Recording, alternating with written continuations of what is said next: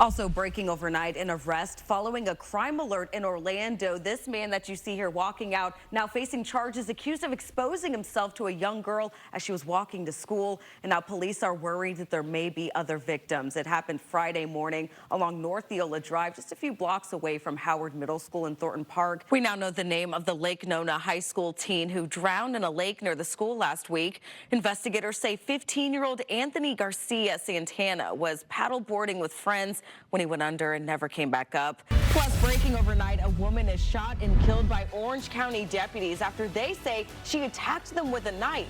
A live update from that scene in moments. Good morning on your Thursday. It is 6 a.m. I'm Crystal Moyer. Deputies have made one arrest after a shooting in Brevard County left a toddler injured, and it was a teen who was with the little girl at the time. We first brought you this as breaking news Tuesday. A police car in Newcastle, Oklahoma, suddenly struck by lightning. Fortunately, the car was empty and no one was injured. Now let's get right over to Chief Meteorologist Candace Campos, because if you're like me, you're wondering, what the heck is a supercell? I know. Yeah, at the end of the day, that's what happens when we have these really strong cold fronts. As you can see, the funnel there caught fire on the boat. And what's worse, this isn't the first time this happened. News 6's Mark Lehman joins us live from Port Canaveral this morning. And Mark, we know at least 2 people were treated after that fire. Well, how would you like to see another WrestleMania in Orlando? What about Jacksonville Jaguar football games? I'm here for it. Yeah. Happening today, Orange County commissioners are set to sign off on spending millions of tourist tax dollars to try and make it all happen. News 6's Stephanie Rodriguez is live outside Camping World Stadium with the details. And Stephanie, we're talking about wrestling and NFL games. The economic impact could be huge. I wish y'all could see what happens during the commercial break. That's why we're giggling. She's a mess.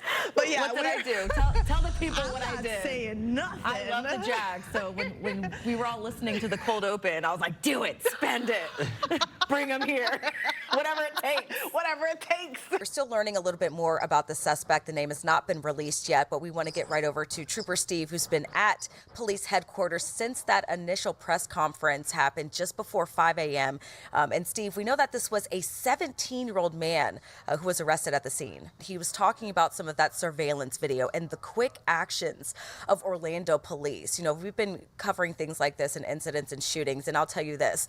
I have never seen Orlando police release surveillance video so quickly after an incident like this. And what you're looking at are surveillance videos as well as body camera videos. Again, that suspect, that 17-year-old, opened fire, and Police Chief Eric Smith said they don't have a motive just yet. They're still interviewing that suspect, but it appears he recognized or may have known that person when he opened fire. Then he walked past police officers, shot again into a large crowd of people before he was taken down, as you could see there in the surveillance video, by that truck. So every year, Mayor Buddy Dyer puts on this Veterans Day parade along with the Veterans Advisory Council. Yes. We have dozens of different organizations from across Central Florida. They come out here every year and really represent and support our local veterans. The weather today, it's cloudy, but it's perfect because we don't have the sun beaming on us. Yeah, last year it was so hot. Hey, it's Giving Tuesday. I'm Crystal Moyer here in Studio B. We'll get you to Let's Make a Deal in just a moment. But first, we need your help getting results. We're teaming up with BFAR Contracting and asking for your donations to help local kids and seniors in need through the Salvation Army's Angel Tree program. Let's zoom out. We want to make sure 5,000 kids and 1,000 seniors have something under that tree this holiday. We have volunteers standing by to take your calls. I'm standing by to take your call. You can make me cry. Just incredible to be able to meet, you know, and see the faces of the people behind the blessings that they're getting. And just a reminder that a small act of kindness can create some lasting bonds. I mean, I didn't know we were going to cry this morning. Making Niagara Falls the new title holder for the most people in one place dressed as suns. Someone needed to go dressed as the moon and just kind of like scooch in front of people. just spin around. Wouldn't that have been great? Like, I've given the one moon and I just want to scoot in front of people. That would be you. Yeah, that would be you. Eclipse. That's awesome. Your personality. I think that would be perfect. The name Buck Moon comes from the time of year where the antlers, you know, of the male deer are in full-grown I was just doing it. Yeah, I'm sitting there going like this because I don't think we're on camera. I like to talk with my hands. So, of course, we at News 6 want to see your pictures of the Buck Moon. Don't forget to pin it, share your pictures with us, and, you know, we'll share it right here on News 6. Now the reveal was supposed to happen. I'm sitting here You see going... how they put the camera on? That's when I was like, the Buck Moon. Yeah, like the horns grow like this, and I'm like, I'm on TV. All right, turning back to weather now. The main word is heat. And Yes. Candace, yesterday I was shooting a story out in Montverde. It was so hot that my phone shut down, it overheat, and my camera was like, nope, you can't record anymore, it's too hot. Oh, no. So what did you do? Just sit inside somewhere? Try to I cool it sat in down? the car and held everything up against the air conditioning until it turned back on and then ran out to shoot something. Summer's like, hello. At 4 right here on News 6. Olympic training park, okay. Maybe we'll see her out there doing some Olympic training. I don't think so. Well, a team of engineering whiz kids set out to design a robot that would break the world speed record for solving a Rubik's Cube. And did they ever? Take a look. I don't get it. Did you blink? Because if you did, you missed it. So this robot can solve the Rubik's Cube in a fraction of a second. You are aware of the story of the monstrous nightmare. Tell us about the story. All of these brand new Burkians, and they don't know. Well, listen. We were celebrating the opening of a brand new hatchery over there. Okay. And we were doing a dance called the Loki Pokey. Are you familiar with that one? The Loki Pokey. No, I'm not. Well, we were dancing around the monstrous nightmare. And when they tell you to put your left hand in and take it right back out, you better listen to them. Otherwise things can happen. Crystal Moyer, she got your pinpoint traffic. We do have a crash with injuries in Orange County near the Belle Isle area and Pine Castle. This one on Oak Ridge Road and Orange Avenue. As you can see with the red there, we are seeing some heavy delays heading both north and southbound. So just make sure you allow some extra time. If you're heading towards maybe Marion County, Sumter County, good morning. Here's a live look with the DOT cameras. Now over to Crystal for traffic. We do have a crash, this one in Brevard County. For traveling along the beach line, 528 eastbound, there is a wreck there near 95. It's not going to slow you down. It is a hit and run crash, so just watch out for any flashing lights that might be in that area. If you're traveling near downtown Orlando, maybe trying to hit up some of those Black Friday deals, I-4 east and westbound, looking pretty good. No major delays to report.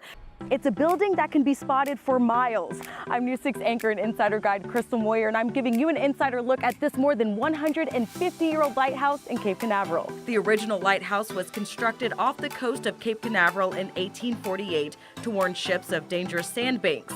We're talking about this one. Cape Canaveral Lighthouse Foundation President Ronald Ecker says there was a problem with it, though. They blew up the original one because it was too short. The light only shot out maybe 6 to 8 miles, so there's shipwrecks. A new tower was built in 1868 made of cast iron and painted with black and white stripes.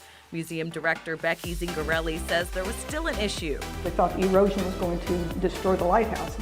So it was taken apart in pieces and moved over here. Like a puzzle, the lighthouse was rebuilt in 1894, further inland, standing at 151 feet tall.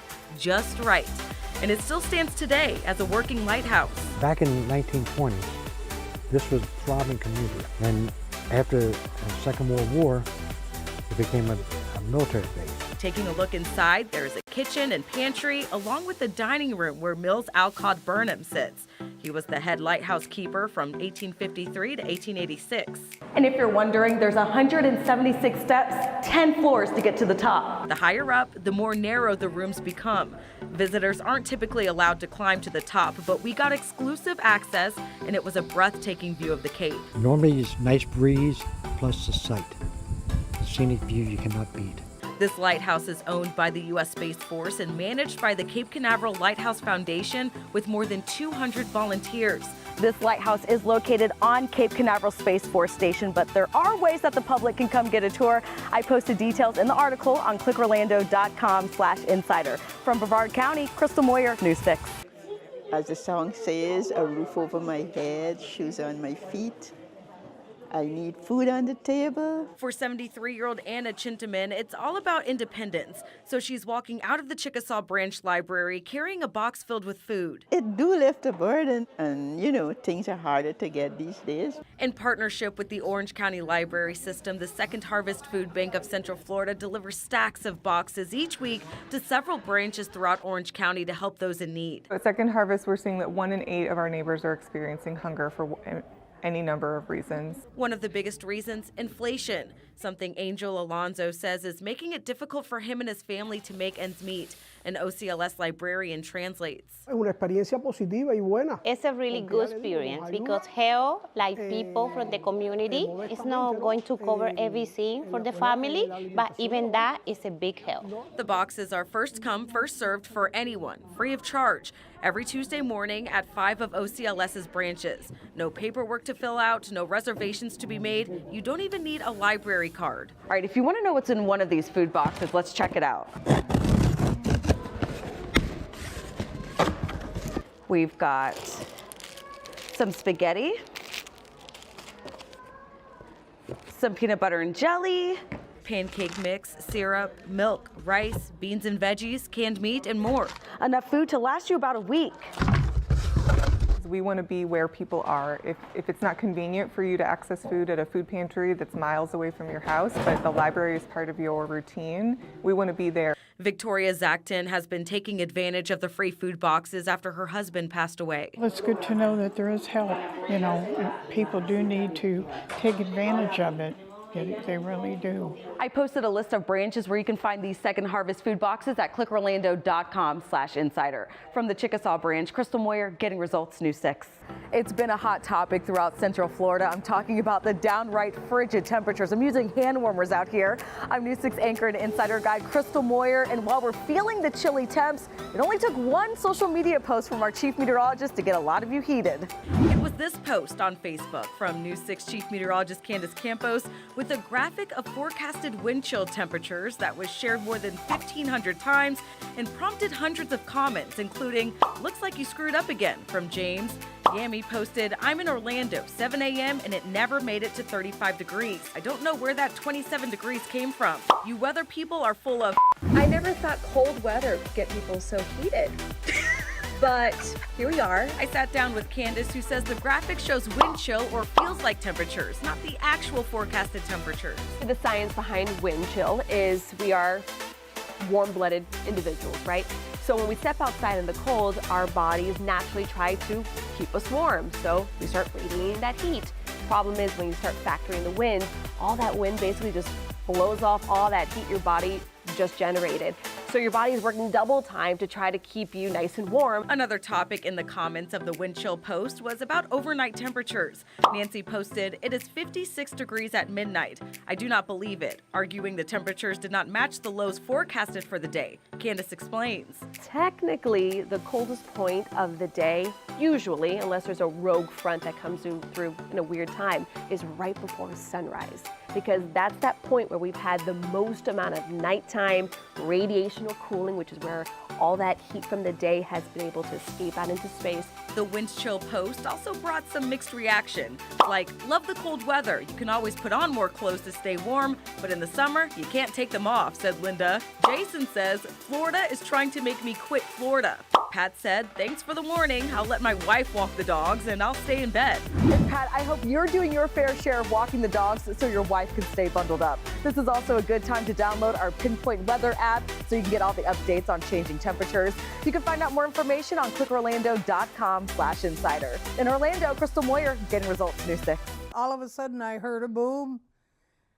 Looked up, the ceiling was on me. 79-year-old Laurel Brown was able to get off the couch and onto the floor as rain starts to flood her Port Charlotte apartment.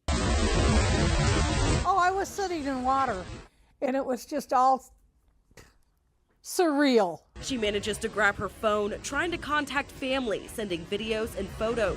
My daughter, she was the only one I could get a hold of. In Texas, no less. And she texted me back, "What chair were you in?" I said, "The one where the ceiling is."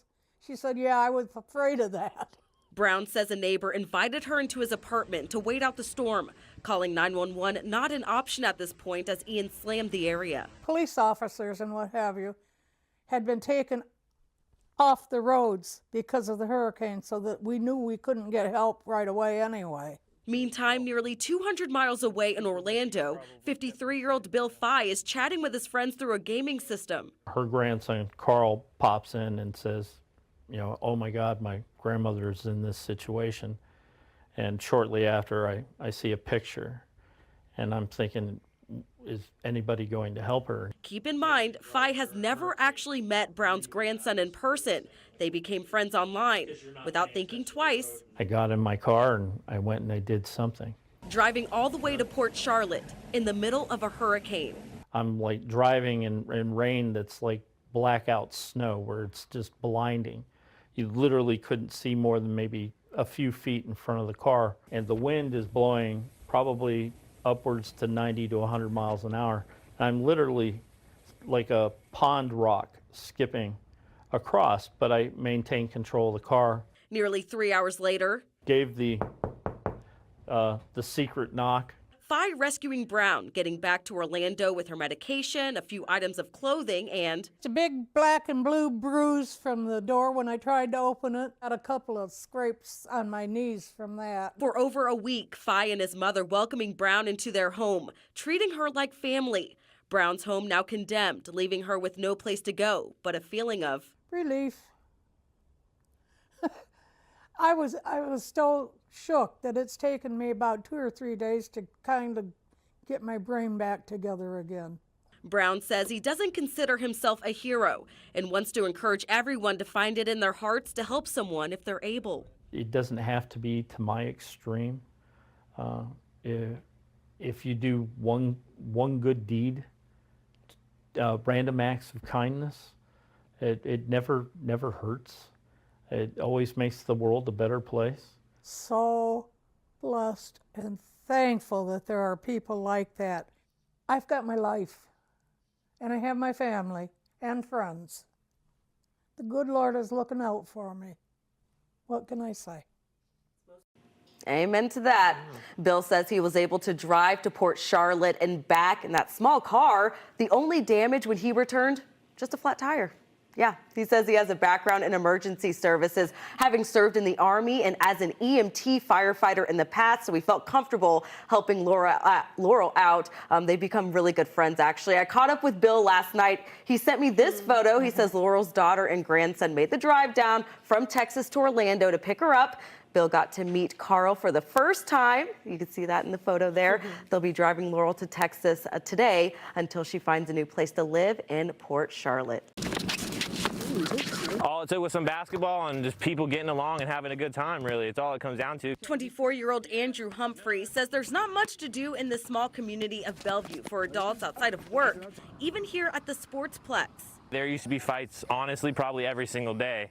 I've seen people get hit with baseball bats. I've seen guns pulled out on people. I've seen a lot of violence and a lot of chaos out here. In 2018, Leonard Atmore, known as Unk, dribbled up the idea to create a basketball league for adults, forming the Bellevue International Ballers. They just wanted to have this experience and the feel of it, you know. It does fill a void for them. It keeps people with something to do after work, before work. Creating teams and hosting tournaments at the community basketball courts. The league now at about 80 members. Guys coming from Orlando, deep out in Leesburg and different other areas, even Jacksonville now. And that's about 2 hours away, you know. I love it. I love it.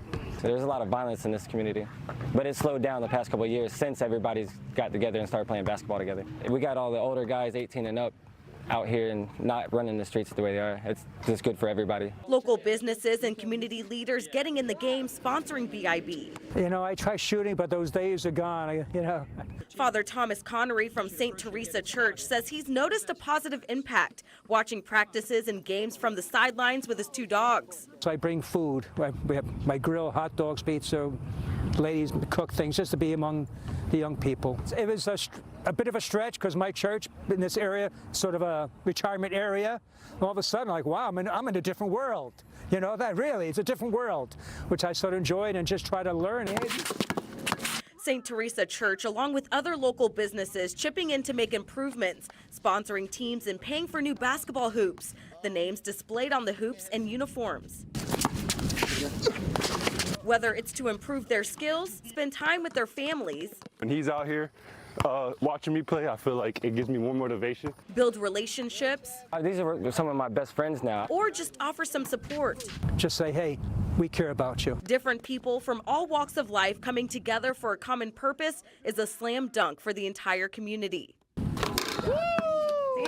You don't have to be from Bellevue to get involved or become a member of the BIB League. Right now, the cost is $50 and covers your uniform. Driving along I-4 in Central Florida, you may have spotted this, a floating footlong. I had to reach out to Subway and get a seat on this excursion. I got to sit in the cockpit of the blimp with pilot Terry Dillard.